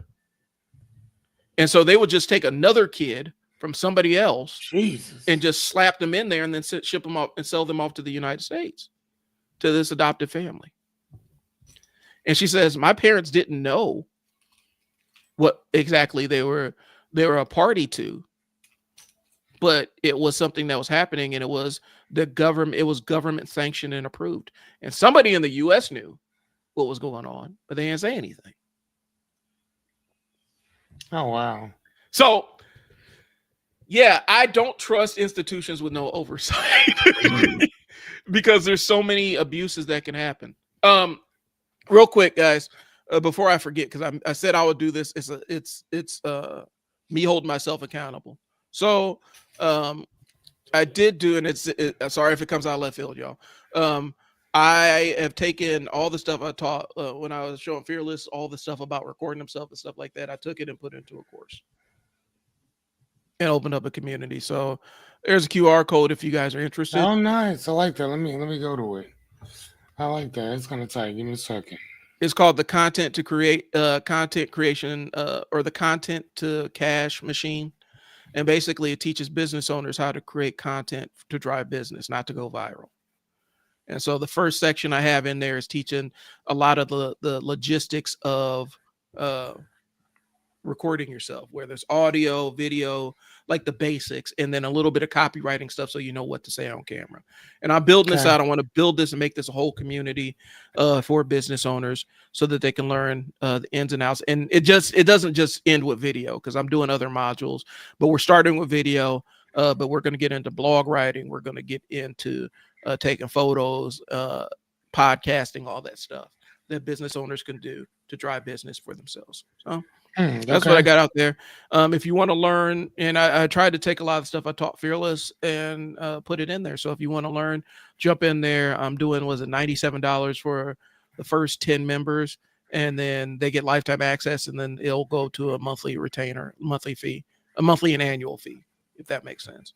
So yeah, I've been working on that. I've been busting my ass on that for like the last 3 weeks. Okay. So yeah, that's what I got. That's what I wanted to throw out there, just so that people can see it and jump in there if they're interested. And it just slaps that QR code right on over the top of our logo there. Yeah, that's I like it. So, but yeah, man, this is a good conversation. It went a lot of different places, bro. I like this. QR, I like that. Get that QR code going. Okay. Yeah, it's under the media assets, and then you just put the name of. I know. I'm looking right at it. That looks good. I like that. Okay. Hell yeah. Okay. So, yeah, guys, take care of yourselves. And like I said, we put resources in the comments. If you're local, please take advantage of those resources. If you can help out however you can. But we're heading into a time where it's going to be a crunch for a lot of people, and a lot of people who weren't previously in pain or have never experienced pain are about to be in pain. There's no other way to put it. I don't know how long this government shutdown is. The cynical part of me says it's shut down pretty much indefinitely. It may never open again, but I don't think I think the residual pain will get too much where it's right up. It runs right up until the point of where people are about to revolt in the streets, and then they'll open it back up. So we'll see what happens. But yeah, I mean, but again, I'm sure people are not going to really take us up on this or whatever. But if you guys need any help, if you guys need to talk, I am here. I think my how did I get out of it? I'll go to Call Fearless or even Ask Fearless. I think callfearless.com. I think that's my handle is. If you guys just need to talk, air some shit out, I'm here. Drop a QR, make a QR code, drop it on there so they can I'll, scan it. I'll do that. We'll do that after we're done with the Okay. thing. But like, yeah, man. Because I know you guys are scared, and some of you are going through some shit or whatever. And this is kind of what I do. Mm-hmm. So I'm not gonna make everything okay, but what I will do is I will try to simplify things a little bit for you. I will also try to help you develop some skills to stay calm during this pretty tumultuous time. So Yep. And I don't know how this is gonna land, y'all, but if you're looking for a way to scramble up side hustle, side income, you want to flesh it out, I'm your guy. You guys know how to reach me. But if not, it's mail@isellwords.net. That's MAIL at ISELLWORDS.net.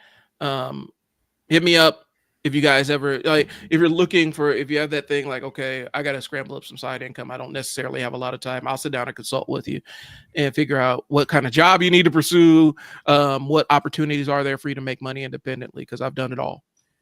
So yeah, matter of fact, yeah, I think I'll do that too. I think I'm gonna create an Ask Fearless Gmail. I'm just saying, like, yeah, that might be a good idea too. Just something real quick. Because it's about to really test your resolve. And so one of the reasons why we named this Trying to Thrive While Trying to Survive is being in survival mode will absolutely take you out of a mode where you're able to thrive. And it's hard to do both at the same time. It's hard to hold those two thoughts in your head, but sometimes you're going to have a hard pivot. Right now, and it's not fear mongering or anything, right now, we're about to see one of the biggest mass layoffs in Silicon Valley history go down. Really? Yeah. I think it's, let me double check. I think it's Amazon. No. But let me see. It might not be Amazon, but yeah, mass layoffs at Amazon. Amazon may cut 30,000 corporate jobs. I mean, what do they do? I'm not gonna lie to you. Like, what are these they are going to do? be like logistics people, HR, quality assurance. A lot of times it's going to be the people that are that monitor safety to make sure people don't get sucked into the packing machines. Sucked into the. I'm not lying. And so those are the ones that normally get cut. IT that makes sure that your credit card doesn't get hacked. Like, those are the people that normally go first. Cybersecurity always goes first. So why? Because they get paid the most. Because they're seen as most expendable. But then there's a big huge, because here's the thing. There's no cynical part of me. There's no real consequences for when one of these companies has a big data breach. And more times than not, it's because they fired all the people whose job it was to prevent the data breach from happening. But since there's no real consequences, they don't really face any real any real charges or consequences for it. They're fine with the data breach up until a point, because then they'll go out and apologize, say, we had a data breach, we let everybody know, so change your passwords, and that's about the extent of it. So they fire those people. Amazon here's CNN. Amazon just cut 14,000 jobs and it's not done. Amazon and Paramount, Skydance's layoffs, a massive corporate reset. So it's hitting all sectors of the economy, y'all. So sometimes you're forced into a side hustle, and it's not always a part-time job. If you need something and you want to sit down and talk about it, you got to hit me up. Yeah, I'll talk you through it. Yeah, if you just need to talk, I'm here. Yep. So that's what we're offering, guys. That's all I got, y'all. Fearless, I'll chop it up with you in a second. Yep. You have anything else for him? Nope. Just hit me up at Ask Fearless. I'll probably set up something in a second, and I'll create the QR codes and all that shit in a minute. All right. So we'll catch you guys next week. Peace.